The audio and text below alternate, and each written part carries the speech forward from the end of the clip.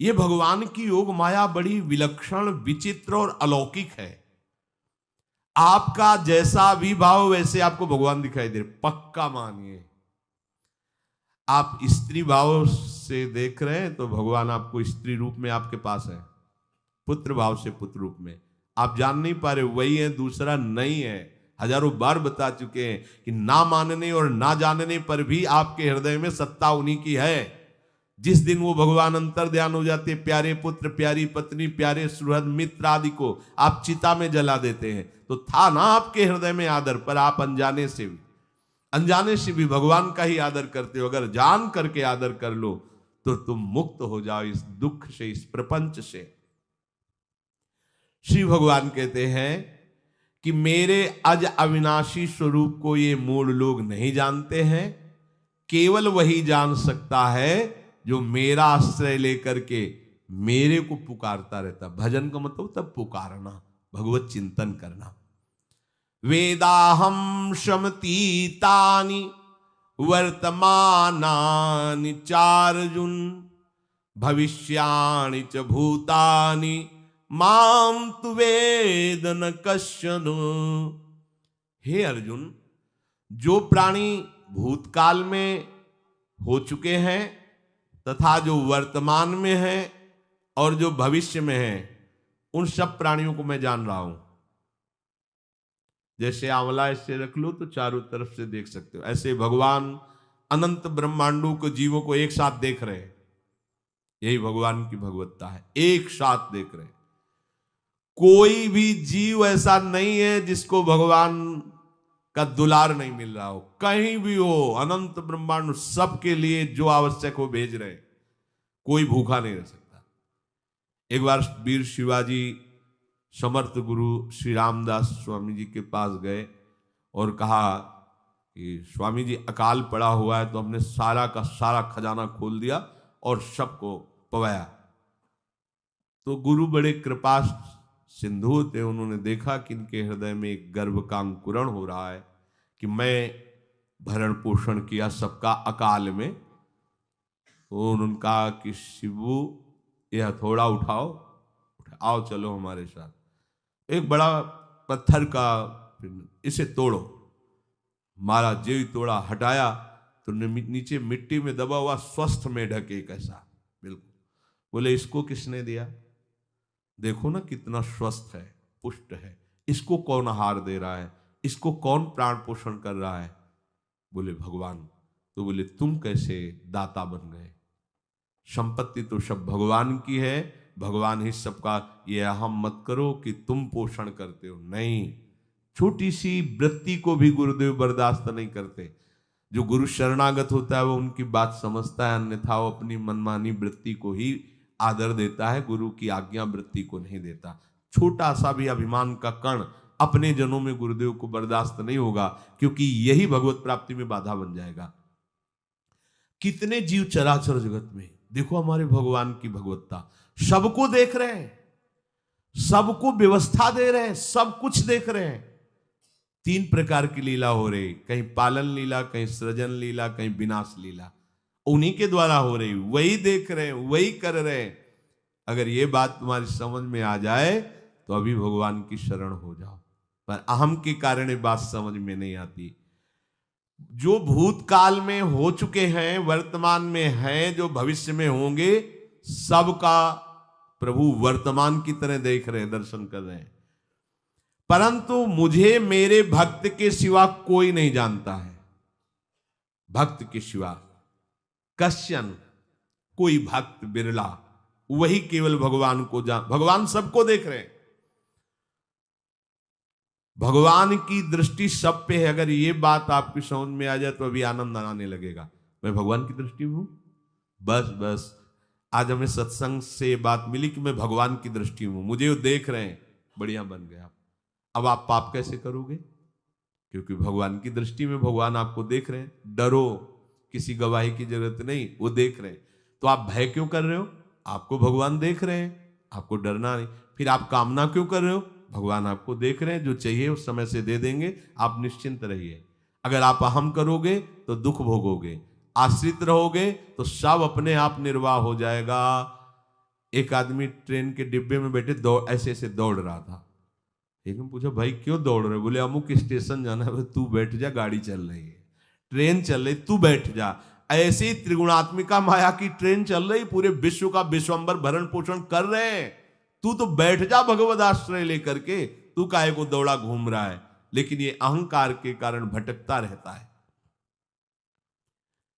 भूत, वर्तमान और भविष्य काल, ये 3 विशेषण देकर भगवान कह रहे हैं कि मैं सबको देखता रहता हूं, जो हो गए, जो हैं, जो होंगे। भूत के प्राणी, भविष्य के प्राणी अथवा वर्तमान के प्राणी सभी भगवान की दृष्टि में वर्तमान की तरह ही है। ये भूत, भविष्य, वर्तमान काल केवल हम लोगों की दृष्टि में भेद है, भगवान की दृष्टि में नहीं। हो चुका, होगा, हो रहा है। भगवान की दृष्टि में सब हो रहा है, पीछे का भी, अब का भी, सब सामने चल रही सीन। हमारे हृदय में विश्वास हो जाए प्रभु हमें देख रहे हैं। अभी तो हमें ये नहीं पता कि हम भजन कर रहे हैं, भगवान पता नहीं जान रहे हैं कि नहीं जान रहे हैं। अभी भक्ति में रंग आ जाए, अगर ये बात समझ में आ जाए कि प्रभु देख रहे हैं हमें। देखो, जब हमारे गुरुजन बैठकर सुनते हैं और जब गाने को अवसर मिलता है तो ज्यादा उत्साह होता है कि बैठे सुन रहे हैं। ऐसे ही अगर हम मान लें कि हमारे प्रभु सुन रहे हैं, हम जो भजन कर रहे हैं हमारे प्रभु देख रहे हैं, जो सेवा कर रहे हैं भगवान हमारे स्वीकार करें, प्रियालाल स्वीकार कर, अभी भक्ति का रंग आ जाए, ये बात हमारे हृदय में बैठ जाए कि मैं हर समय प्रभु की दृष्टि में हूं, हर समय मैं अपने आराध्य देव की दृष्टि में हूं, कितना आनंद आएगा। अंदर से सोचो जरा, हर समय वो हमें देख रहे हैं और वो कह रहे हैं मैं देख रहा हूं। पीछे जो तुम किए वो देख रहे हैं वर्तमान की तरह, अभी जो वो तुम देख रहे हो, देख रहे हैं, आगे जो करोगे वो भी देख रहे हैं। वो पहले से उनको सब पता है, तुम ऐसे ऐसे चलोगे, ऐसे ऐसे कार्य करोगे। भगवान की दृष्टि में सब कुछ वर्तमान ही रहता है। संपूर्ण प्राणी काल के अंतर्गत है और प्रभु श्री हरि कालातीत है। देश, काल, वस्तु, व्यक्ति, घटना, परिस्थिति ये बदलते रहते हैं, पर प्रभु श्री हरि वैसे के वैसे ही रहते हैं। काल के अंतर्गत प्राणियों का ज्ञान एक सीमित है। अब इस दीवार के पीछे कौन खड़ा है, क्या कर रहा है पता नहीं, पर भगवान की दृष्टि में नहीं। भगवान की दृष्टि में सुमेरु पर्वत पर क्या हो रहा है, जहां किसी की दृष्टि, वहां भी उनको, ब्रह्मलोक में ब्रह्मा क्या कर रहे हैं, बैठे बैठे सब। इसीलिए कितने महान ईश्वर हैं। एक छोटी सी भी चींटी को दाना मिला कि नहीं, उनको चिंता है। देखो, आप छोटे से 2-4 लोगों का भार लेकर के चिंतित हो रहे हो, अनंत ब्रह्मांडों के अनंत जीवों का भरण पोषण प्रभु हमारे कर रहे हैं और निश्चिंत हैं। अचिंत शक्तियां भगवान की, तो आप भी तो उनके बच्चे हो ना। ये सब कहने का मतलब है आप भी तो उन्हीं के अंश हो ना। 2-4 की चिंता में इतने तुम बावरे हो रहे हो, डिप्रेशन में पहुंच रहे हो, 2-4 कामनाओं के पीछे इतने। अनंत ब्रह्मांड तुम्हारा जो अंशी है, अनंत ब्रह्मांडों के अनंत जीवों का अनंत काल से भरण पोषण करता चला आ रहा है। कहीं भी किसी के साथ कुछ भी गलत नहीं हो सकता। जैसे कहते हैं कि क्या गलत हुआ, देखो ना अभी तो बच्चा था, ऐसा ऐसा हो गया, तो तुम्हारी दृष्टि में बच्चा है, पीछे तो बहुत पुराना है ना, जो कर्म करके आया उसका फल। कहीं भी गलत किसी के साथ नहीं होता, ध्यान रखना। जहां कुछ होता है, अभी हमने देखा मानो कि ये तो बहुत गंदा है, तो सीधे जा रहा था, ये आदमियों ने मिलकर इसे पीटा, अभी सीधा चल रहा, पीछा टेढ़ा चल के आया है, और जिनको पीटा है वही आके इसे पीट रहे हैं। अब हम वर्तमान को तो देख रहे हैं ना, पीछे की बात तो देख नहीं रहे ना, और भगवान पीछे की देख रहे हैं कि इसने पीछे बहुत ऐसा गलत किया, उसका हिसाब इसको मिल रहा है, इसलिए चुपचाप देखते रहते हैं। ध्यान रखना, इतना भी गलत नहीं हो सकता इस सृष्टि में। वो कैसे गलत नहीं हो रहा, अभी तो नवयुवक था, उसने कुछ ऐसा किया ही नहीं, अभी तो नई अवस्था थी, अभी तुम्हें दिखाई दे रहा है 15 वर्ष का है, लेकिन भगवान देख रहे हैं मेरा पुरातन अंश है, किस जन्म से क्या क्या करते चला आ रहा है। ये ज्ञान हो जाएगा तो किसी भी बात में आपको दुख नहीं पहुंचेगा, विक्षेप नहीं पहुंचेगा। नहीं, बड़े बड़े विक्षिप्त हो जाते। एक गौतमी नाम की महान तपस्विनी थी, महाभारत में कथा आती है, उसका एक ही पुत्र था और उसको सांप ने काट लिया। तो वहां की कुल भील उठा के लाए और कहा, देवी मां ये देखो सांप ने तुम्हारे बेटे को काट लिया। तो उनका इतनी सामर्थ्य सांप की कैसे हो गई कि मेरे बेटे को काट लिया और मेरे से भय नहीं माना। आकर्षण वृत्ति जीव ही की, सांप सामने आ गया, तूने क्यों काटा, मैं तुम्हें भस्म कर दूंगी। तो आपने कहा पहले हमारी प्रार्थना सुन लो। मेरे सर पर मृत्यु ने आकर के अपना शासन जमा लिया और कटवा दिया, मेरा कोई दोष नहीं। मृत्यु का आकर्षण किया, महान तपस्विनी भगवान व्यास देव जी ने ये लीला कथा गाई है। मृत्यु का आकर्षण किया, साक्षात मृत्यु सामने आ गई, थर थर कांपने लगी। गौतमी जी ने कहा मैं अपने तपस्या के बल से तुम्हें भस्म कर दूंगी। हमारे ऐसे निष्पाप बालक को तुमने सांप के द्वारा प्रेरित करके कटवाया। बोले मेरे ऊपर काल का शासन है, काल ने मुझे प्रेरित किया, मैंने सांप को प्रेरित किया, मेरा कोई दोष नहीं, ये काल का शासन। काल का आवाहन किया, काल उपस्थित हुआ। काल ने कहा कि मेरा इसमें कोई दोष नहीं, इस बालक के पूर्व जन्म के कर्म के द्वारा मैं प्रेरित हूं। इस बालक के कर्म से प्रेरित होकर मैंने मृत्यु को प्रेरणा की, मृत्यु ने सांप को प्रेरणा की और इसने डस लिया। अब आप बताओ किसका दोष है? शांत हो गई, क्योंकि इस बालक के ही तो कौन काहू के सुख दुख कर दाता, निजकृत कर्म भोग सुन भ्राता। कोई किसी के सुख दुख का हेतु नहीं है, अपने कर्म ही है जो हमको दुख सुख देते हैं। और ये भगवान देख रहे हैं। कोई, जैसे आपको अभी मनुष्य शरीर मिला, स्वतंत्रता है, अब आप जो पापाचरण चाहो छूट है कर सकते हो, या जो पुण्य कर्म चाहो कर सकते, या भजन करना चाहो कर सकते हो। ये स्वतंत्रता केवल मनुष्य शरीर को दी गई है। आपको जो पूर्व भोग मिल रहे हैं वो आपके पीछे के कर्मों के हैं। तो जो ज्ञानी जन होते हैं, विवेकी जन होते हैं, आए हुए प्रारब्ध को भोग लेते हैं, नया कोई पाप नहीं करते, निरंतर भजन करते रहते, भगवान की कृपा से मुक्त हो जाते। अगर भगवान की शरण में नहीं होगे, भजन नहीं करोगे, तो आपके ऊपर बहुत से ऋण है, दुर्गति हो जाएगी। ऐसा नहीं है। आप यहां भी तो देखो ना, आपके मकान, आपका व्यापार, सब कुछ आपका कहा जाता है, लेकिन सब कुछ सरकार का है। हर चीज का टैक्स देना पड़ेगा तुम्हें, पानी का भी टैक्स देना पड़ेगा, मकान का भी टैक्स देना पड़ेगा, और तुम भी जो करोगे वो पैसा दो सरकार को। टैक्स तुम ऐसे फ्री थोड़ी जा, नहीं होता, देना पड़ता है ना। आप मान लो नौकरी कर रहे हो कि हमारी नौकरी करे, तो उसमें सरकारी टैक्स कटेगा आपका, क्योंकि आप सरकारी आदमी हो, भारत देश के वासी हो। ऐसे ही ये टैक्स लगे हुए हैं सरकारी भी, मातृ ऋण, पितृ ऋण, ऋषि ऋण, ये टैक्स है। ऐसा नहीं कि तुम कमाओ खाओ और इसके बाद मर के जाओ स्वर्ग मिलेगा। टैक्स चुकाओ। ये मनुष्य शरीर मिला, इन ऋणों से मुक्त हो। अगर नहीं हुए तो भी तुम्हें दुर्गति होगी। आप देखो, जब कभी ऐसी सूचना मिलती कि अमुक आदमी का अमुक धन पकड़ा गया, तो इनाम दिया जाता है क्या कि इतना कमा लिया? सजा दी जाती है, तुमने टैक्स की चोरी की। अगर चोरी नहीं की, मेहनत से कमाया या व्यापार से कमाया, दिया नहीं सरकार को, हाँ दिया नहीं, इसीलिए तुम्हें टैक्स की चोरी का दंड मिलेगा, सारा धन अपहृत हो जाएगा, तुम्हारी निंदा होगी, तुम्हें सजा मिलेगी। बोलो मिलती है नहीं? ऐसे ही ये लड़का, बच्चा, पत्नी, पुत्र, परिवार जो भी है, ये सब श्री भगवान का तुम्हें टैक्स देना है। क्या टैक्स देना है? भगवान की शरण होकर उनका सुमिरन करो, सारे ऋणों से वो मुक्त कर देंगे। एकादश स्कंद में कहा है, मेरा भजन करने वाले का कोई ऋण नहीं रह जाता। और नहीं तो महाभारत में ही प्रसंग आता है, एक जरत्कारु नाम के ब्रह्म ऋषि थे। ऋषि और भक्त में बड़ा अंतर होता है। वो तपस्या प्रधान, जैसे दुर्वासा ऋषि तपस्या प्रधान थे, वो बाल ब्रह्मचारी और तपस्या से युक्त एक दिन भ्रमण कर रहे थे, तो आवाज आई, मेरी रक्षा करो, मेरी रक्षा करो। तो उस आवाज की तरफ बढ़े तो देखा कुएं में उल्टा लटके हुए हैं बहुत से ऋषि, और एक केवल तंतु है, एक केवल तंतु है जिसमें दो चूहे लगे हुए उसको भी काट रहे हैं, एक काला और एक श्वेत। तो उन्होंने देखा और दयालु हो गए कि ऋषियों, मैं तुम्हारी कैसे रक्षा कर सकता हूं? तो उन्होंने कहा कि ये जो दो चूहे हैं रात और दिन हैं, और जो हम लोग हैं ये तुम्हारे पितर हैं।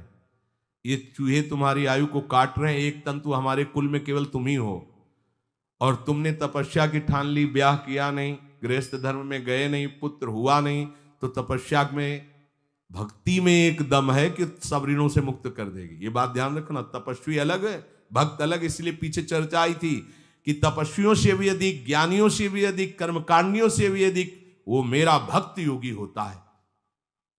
तुमने तो ब्याह किया नहीं, तो अब ये तंतु रात दिन तुम्हारे जीवन को काट रहे, जहां तुम खत्म हुए हम सब नरक में गिर जाएंगे।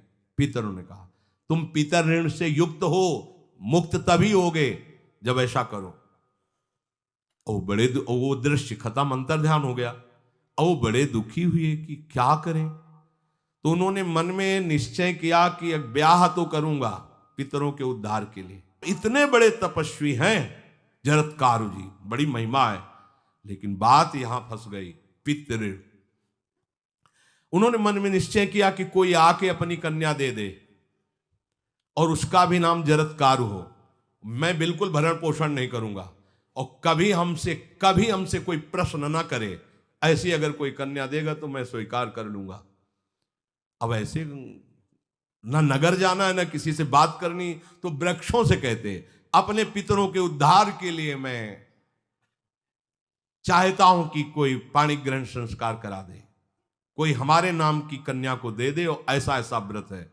ऐसा ही बोल रहे थे, वासुकी नाग उपस्थित हो गए और उनकी बहन का भी नाम जरत्कारु था।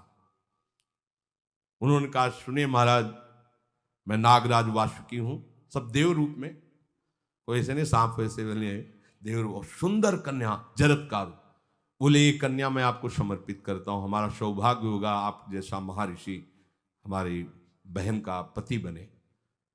इसका भी नाम जरत्कारु है, और आपकी जो इच्छा है कि मैं भरण पोषण नहीं करूंगा तो मेरे पास संपूर्ण वैभव है, आप भी पधारिए, मैं आपका भी भरण पोषण करूंगा, अपनी बहन का भी।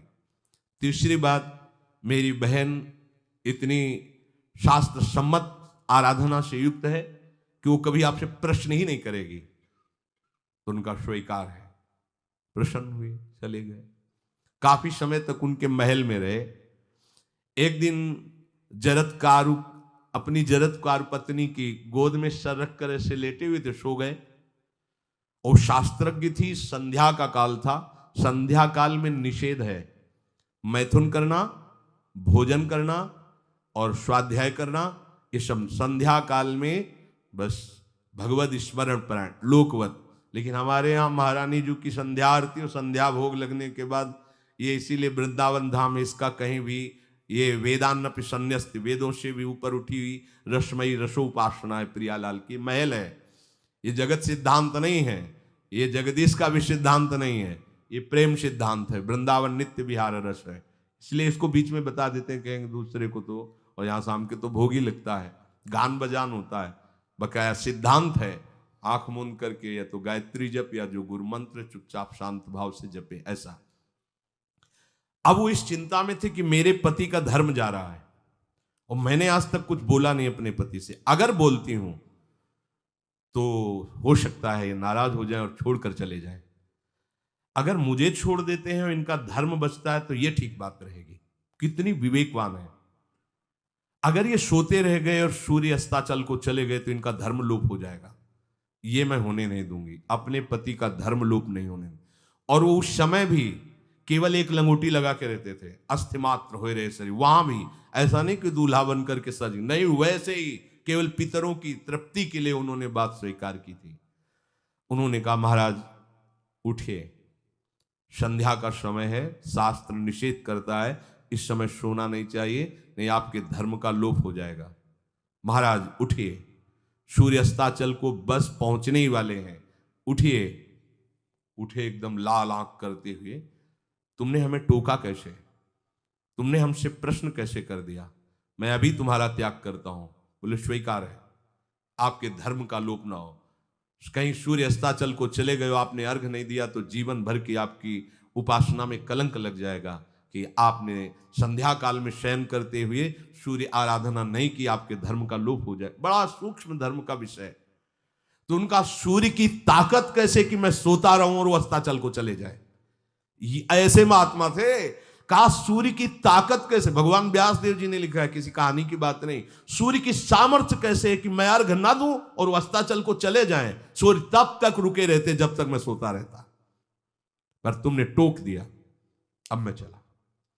जब चले तो उन्होंने कहा हमारे गृहस्थ धर्म का जो फल होता है आपके पाणी ग्रहण स्वीकार का जो फल होता है उसको बिना दिए आप कैसे चले जा रहे हैं? तो उनका आस्ति वो है, चले गए।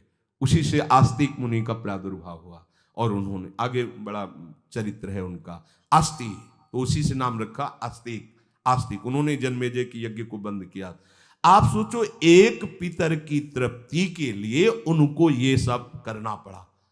और श्री हरिशरणम और निरंतर भजन, तो मातृण, पितृण, देवऋण, ऋषि ऋण, सब ऋणों से उपासक मुक्त होकर के परम धाम को जाता है, एकमात्र भगवदास है। पर ये मूढ़ जन इस बात को नहीं जान पाते हैं। बिना कारण कृपा करने वाले प्रभु जीव को मनुष्य शरीर देते हैं। ये मनुष्य शरीर अंतिम शरीर है, अगर इसमें नहीं बना तो फिर चले जाओगे 84 लाख योनियों के चक्र में। इसी शरीर में अनंत जन्मों के संचित कर्म समुदाय का नाश करके भगवत प्राप्ति होती है या मोक्ष पद मिलता है। कौन सा प्राणी किस गति को जाएगा भगवान देखते हैं पर संकल्प नहीं करते, ध्यान रखना, क्योंकि आगे की भी देख रहे हैं, वो देख रहे हैं जो तुम कर रहे हो वैसे गति बनती चली जाएगी। भगवान संकल्प नहीं करते। भगवान तो एक बार संकल्प कर दिया, एको हम बहुश्यामा, उसी में बहुत रूपों में प्रकट हो गए। अब तुम्हें संकल्प करना है कि इस जन्म में मुझे भगवत प्राप्ति करनी है। जो संत शास्त्र सदगुरुदेव कह रहे हैं ऐसा करो ऐसा ना करो, यदि आप इस भावना को स्वीकार करके आराधना करेंगे तो निश्चित निश्चित भगवत प्राप्ति इसी जन्म में हो जाएगी।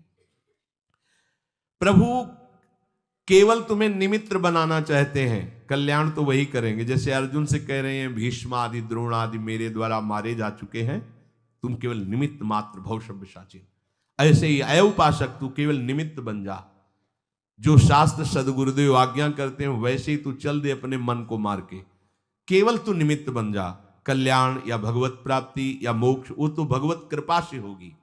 पूरी उद्धार की सामग्री तेरे अंदर जागृत कर देंगे प्रभु, केवल तू निमित्त बन जा, मेरी कृपा तेरी सारी बात बना देगी। विश्वास करो, इस बात पर विश्वास करो। भगवान कह रहे हैं तुम निमित्त बन जाओ, जो आदेश कर रहे हैं वैसा पालन करो, काम तो सब मेरी कृपा कर देगी। जो ऐसे मनुष्य शरीर ऐसी कृपा प्राप्त होने पर भी भगवत प्राप्ति नहीं कर पाता, तो मयानुकूलेन नभस्वतेरितम पुमान भवाब्धिम न तरेत सा आत्मा। ऐसी मेरी कृपा का सहारा मिलने पर यदि वो भगवत प्राप्ति नहीं कर पाता तो बोले आत्महा है, वो आत्महत्यारा है, वो दुर्गति को प्राप्त होता है। मनुष्य के लिए खास बात है कि प्रभु ने कृपा करके तुम्हें जो सामर्थ्य दी है, जो समझ दी है, जो सामग्री दी है, उसका दुरुपयोग मत करो। केवल भगवत प्राप्ति के लिए चलो, केवल भगवत प्राप्ति के लिए। ये सबकी समझ में नहीं आएगा, बिल्कुल बात समझ ले। केवल भगवत प्राप्ति के, ये जो कहते हैं कि और हमारे धर्म कर, ये सब फसाव है। आप गृहस्थ बने रहो, आप व्यापारी बने रहो, पर आप लक्ष्य रखो कि मुझे इस जन्म में भगवत प्राप्ति करनी है। आपका लक्ष्य दृढ़ होगा तो नाम जप चलता रहेगा, संसार का कोई विकार आपको परास्त नहीं करेगा। अगर आपने ऐसा अटल निश्चय कर लिया तो तुम्हें जो भगवत सामर्थ्य मिली उसका तुम दुरुपयोग नहीं करोगे। देख लो, अपने लोग बहुत बड़ी गलती करते हैं, जो आध्यात्मिक ऊर्जा शक्ति उसको विषयों में दुरुपयोग करके नष्ट कर रहे हैं। कहते हैं अब हमारा मन नहीं लगता, अब हमारा बड़ा शांति है, घबराहट है। क्यों शांति है, क्यों घबराहट है? जब तक तुम धर्म विरुद्ध नहीं करोगे तो अशांति नहीं हो सकती, भय नहीं लग सकता, विषाद नहीं हो सकता, क्लेश नहीं हो सकता। लिख लो ये बात। किसी को भी कभी भी भय महसूस हो रहा है, अशांति महसूस हो रही, घबराहट महसूस हो रही, आप भगवत प्रदत्त शक्ति का दुरुपयोग कर रहे हैं, समय का दुरुपयोग कर रहे हैं, सामग्री का दुरुपयोग कर रहे हैं, अर्थात कोई न कोई अधर्म आचरण कर रहे हैं। अब भी आपको उपाय बता देते हैं। यदि तुम्हारा मन जलन पैदा कर रहा है तो भगवान से हाथ जोड़कर कहो कि हे नाथ, मेरे से अब तक जो गलतियां हुई हैं उन्हें क्षमा कर दो। आगे मैं गलती नहीं करूंगा, आपके बल से, आपके बल से। ये भी ध्यान रखो, आपके बल से, अपने बल से नहीं, आपके बल से। हे नाथ ऐसा मुझे बल दो जिससे कभी मैं आपके और गुरुदेव के विपरीत न चलूं। अगर कोई हमसे गलती हो जाए तो मुझे तत्काल दंड दे देना, क्षमा मत करना। आगे ये बहुत बढ़िया बात है। अगर हमको क्षमा कर दिया जाएगा तो हमारे मन को उत्साह बढ़ जाएगा फिर गलती करने का। अगर दंड दे दिया जाए तो मन डर जाएगा। इसीलिए प्रार्थना में ये भी कहना चाहिए, पर हिम्मत नहीं पड़ेगी क्योंकि मन को बहुत दुलार करते हैं ना, कि प्रभु मेरे से जो गलती हुई उसे मुझे दंड दे दो, मैं क्षमा नहीं चाहता। क्योंकि हम देखते हैं जब हम क्षमा कर देते हैं तो उसका उत्साह बढ़ जाता है मन का और गलत करने का। प्रभु इसे क्षमा मत करो, इसे दंड दो। एक बार इसकी भरपूर बेइज्जती होनी चाहिए। जब इसको सब देखेंगे हाँ ये, तो अपने आप ही मन सही रास्ते में आ जाएगा। प्रभु आप क्षमा कर देते और बात गुप्त रहती है तो इसको बढ़ावा और मिल जाता है और पापाचरण कर, क्योंकि ये दुष्ट है ना। अगर साधु हो तो बचत हो जाए कि देखो प्रभु ने इस गलती को छुपा दिया और कोई जाना भी नहीं और क्षमा भी कर दिया, अब मैं आगे से बिल्कुल नहीं करूंगा। ये दुष्ट है ना, ये ऐसा नहीं करता। क्षमा हो गई तो उसको लगता है आगे भी क्षमा हो जाएगी, चुपचाप चलो मनोरंजन करते हैं। नहीं प्रभु मुझे दंड दीजिए, जैसे कुंती जी कहती है मुझे विपत्ति दीजिए, ऐसे उत्तम भक्त वही है। हे नाथ आज तक जो गलतियां हुई क्षमा कीजिए, आगे गलतियां नहीं होंगी, ये मैं आपके बल से कह रहा हूं। प्रभु यदि मेरे से चूक हो जाए तो आप क्षमा मत करना, मुझे दंड देना जिससे मेरा सुधार हो जाए, मैं आपके अनुकूल चलने लगूं। मनुष्य की असमर्थ दो तरह से होती है। एक असमर्थ कि वो कर ही नहीं सकता, जैसे किसी से कहा जाए कि तुम ये मकान उठा करके वहां रख दो, तो कर ही नहीं सकता। ऐसी सामर्थ्य जो आप में करने के लिए भगवान कभी आदेश ही नहीं देंगे, ध्यान रखना। एक बात ध्यान दीजिए, कोई भी ऐसी भगवद आज्ञा या गुरु आज्ञा नहीं होती जो आप नहीं कर सकते। आप जो कर सकते हैं वही आज्ञा होती है। दूसरी असमर्थ ये होती है कि करना चाहता हूं, समय भी है, पर पता नहीं कोई अंदर से करने नहीं देता। भजन करना चाहता हूं, ब्रह्मचर्य से रहना चाहता हूं, और अनुकूल कृपा भी है, सत्संग मिल रहा है, धाम वास सब, पर कोई हमारे ऊपर सवार हो जाता है और हमसे ऐसा करवा लेता है। यह है प्रमाद, यह है मूढ़ता, यह साधक को नष्ट कर देती है। दो प्रकार की असमर्थता की बात हुई। एक ये कि भाई हम असमर्थ हैं, कहा गया कि इस मकान को वहां उठा के रख दो, नहीं रख सकते, तो ऐसा आदेश ही भगवान और गुरुदेव का होता नहीं होगा। और अगर आदेश हो गया है तो आप उठा के देख लेना, आप उठा लोगे। अगर आपको यह ध्यान रहा कि गुरुदेव की आज्ञा है, हरि की आज्ञा है, हो जाएगा। हम कई बार आपको कहा है, अंगद को ऐसे मसल दें, ऐसे वीर थे रावण की सभा में, पर राम प्रताप सुमिरपन रोपा। इस सभा में कोई बड़ा वीर हो, मेरा पैर उठा दे, राम जी सीता जी हार जाएंगे, वापस चले जाएंगे। ये बात थर्रा देने वाली बात है। घबरा, आराध्य देव और माता जानकी दोनों को दांव में लगा दिया, उठा दे कोई पैर, पर उनको भरोसा था कि मैं राम के बल पे कह रहा हूं। राम बल आकर के विराजमान हो गया, कोई नहीं उठा पाया। आखिरी में रावण झुका, मेरे झुकने से, मेरे सामने झुकने से तेरी बात नहीं, तो जो बार बार जिनको मनुष्य कह रहा है उनके चरणों में जा, मैं उनका एक तुच्छ दास हूं। यदि आदेश हो जाए तो घूंसा से सबको मार करके तेरी पत्नियों को बंदी बनाकर और तुझे अभी राम जी के सामने डाल दूं। ये अंगद नहीं बोल रहे थे, ये राम प्रताप बोल रहा था। ऐसे ही यदि आपको आदेश कोई शास्त्र का या गुरु का है तो आप अक्षरशः समझ लीजिए उसमें उनका बल भी है, पर हम लोग उस बल का तिरस्कार कर देते हैं। थोड़ी सी मन की डालकर उसको हल्का किया तो वो बल वापस हो गया। सीधे जो बात मानी जाती है उसमें उनकी कृपा शक्ति होती है, और जो अपनी मन की लगा की जाती है वो साधन होता है। कृपा शक्ति और साधन में अंतर होता है। तो जो हम कर सकते हैं, आदेश है, हम करना भी चाहते हैं और नहीं करते हैं, इसका हमारे अंदर प्रमाद का राज्य है। प्रमाद। लोग कहते हैं कि पता नहीं कोई हमारे दिमाग में आके कर जाता है। हाँ, भूत आता है, भूत। अब ऐसे लोगों को बावरा कहते हैं। अब इनको ऐसी जगह पहुंच जाए जहां सही निर्णय नहीं होता, और ये कर देना वो कर देंगे। उनको लगता है कोई है, बोले है ऊपरी चक्कर है, अल्ले ऊपरी चक्कर हो, घूम रहे हो पागल बने, ऊपरी चक्कर कुछ नहीं, ऊपरी चक्कर नहीं, भीतरी चक्कर है। ये भीतर का तुम्हारा वासनात्मक प्रपंच ही तुम्हें नचा रहा है। विवेक का जागरण करो। किसी की अरे प्यारे तुम हरि के अंश हो। स्मशान में रात्रियां व्यतीत हुई, स्मशान में गंगा के किनारे भूतों के बीच में, कोई भी नहीं, कुछ नहीं। सीम की चाप सके को तासु बड़ रखवार रमापति जासु, अकेले, न युवक अवस्था, कोई साथ देने वाला नहीं, अंधेरा, कोई टार्च नहीं, कोई व्यवस्था नहीं, हर समय एक अपार आनंद, भगवदा आनंद। कोई भय छू सकता है? हर समय हरि की दृष्टि में आप रहते हैं। आप भी ये प्रमाद मत कीजिए, ये प्रमाद है और कुछ नहीं है जो आप आचरण विरुद्ध कर देते हैं। अब क्या होता है, वो समझ पाता नहीं, उसके पीछे कर्म परंपरा लग जाती है, फिर वो हार जाता है कि मेरे से भजन वजन नहीं होने वाला, संयम से नहीं चलने वाला। अब वो योनि पर योनि प्राप्त करता चला जाए, ये योनि यो योनि। भगवान के स्वभाव को समझो और उनके आश्रित हो जाओ। कोटि विप्र बदल आ गए जाहू, आए सरन तजो नहीं ताहू।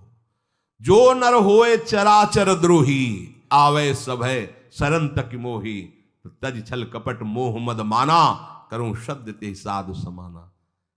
एक बार जीवन को प्रभु के चरणों में अर्पित कर दो, बस प्रभु सब संभाल लेंगे अपने बल से। अपने बल से संभालने का तात्पर्य है आप उनकी आज्ञा पालन का प्रयत्न करो। प्रयत्न की सफलता प्रभु के द्वारा होती है। जब हम प्रयास करते हैं ना, तो प्रभु हमें आगे से आगे रास्ता देते चले जाते हैं। और ये जन्म भगवत प्राप्ति होनी ही चाहिए। अब इसके नीचे सौदा मत कर लेना। प्रभु से मिलने के सिवा और कहीं सौदा न कर लेना, क्योंकि आपके पास धन है। ठग लोग आएंगे आपको ठगने के लिए, ये भोग भोग लो, ये भोग भोग लो। कैसे बताएं? यदि तुम भगवत आश्रित हृदय से हो जाओ तो स्वप्न में भी तुम्हें डिगने नहीं देंगे। एक बार किसी उपासक ने अपना अनुभव बताया कि स्वप्न में उसके सामने कई भोग सामग्रियां से भरा हुआ मकान, सब व्यवस्था, वो एक बहुत सुंदर तरुणी, बस हमने आपको पसंद कर लिया। ये स्वप्न की बात, हमने आपको पसंद कर लिया, हम जिसकी खोज में थे वो आप हमें मिल गई, बस अब तो हमारे जीवन धन आप ही हो। वो सुनने लगा, मतलब उसको अच्छा लगने लगा ये बात सुनने में। इतने में ही एक देवी प्रकट हुई, इतना सुंदर रूप कि करुणा बरस रही थी उस रूप से, और स्पष्ट कहती ये छल है, ये कपट है, झुकना मत, देखना मत, इसकी सुनना मत। यदि सुन लिया और इसके प्रलोभन में झुक गए और इसको देख लिया तो तुम चले जाओगे, तुम्हारा आंख खुल गई। बड़ा आनंद हुआ उस उपासक को कि स्वप्न में भी आश्रयदाता उसको डिगने नहीं देते। स्वप्न में भी, ये बात समझ लो, स्वप्न में भी भय आने नहीं, स्वप्न ही था। हो सकता था स्वीकृति उस उपासक के हृदय की हो जाती, लेकिन जगने पर हाहाकार मच जाता कि कैसे स्वीकृति हो गई। पर देखो, जिसका आश्रय लिए वो उससे सुंदर रूप लेकर खड़ा हो गया और समझा रहा है छल है, कपट है, झुकना मत, देखना मत। आप तो केवल आश्रित होके तो देखिए, जागते हुए, सोते हुए, स्वप्न में, ये तुम्हारी अवस्थाएं, प्रभु की नहीं है। वो तुम उन्हीं की गोद में जग रहे हो, उन्हीं की गोद में सो रहे हो, उन्हीं की गोद में शयन कर रहे हो। एकमात्र प्रभु का आश्रय लेकर निरंतर भजन करते हुए इस जन्म में केवल भगवत प्राप्ति, अन्य सौदे में हमें फंसना नहीं है। बहुत से प्रलोभन आएंगे कि ये फ्री ले लो, फ्री भोग लो, कोई नहीं जानेगा। आपको सौदा नहीं करना अपने हरि आश्रित बल का, आपको उससे केवल हरि की प्राप्ति करनी। प्रलोभन आएगा, ध्यान रखना, भय आएगा, हे भगवान आज तक जो भजन किया है इस भय को हटा दीजिए, क्योंकि इज्जत चली जाएगी, सब लोग थू थू करेंगे, मेरे से बहुत गलती हो गई, हटा दीजिए। हरि मुझे दंड दो, पूरी सभा में मेरा तिरस्कार करवाओ, ये मन लाख समझाया नहीं समझा, अब जब बेइज्जती होगी ना इसकी तब समझेगा।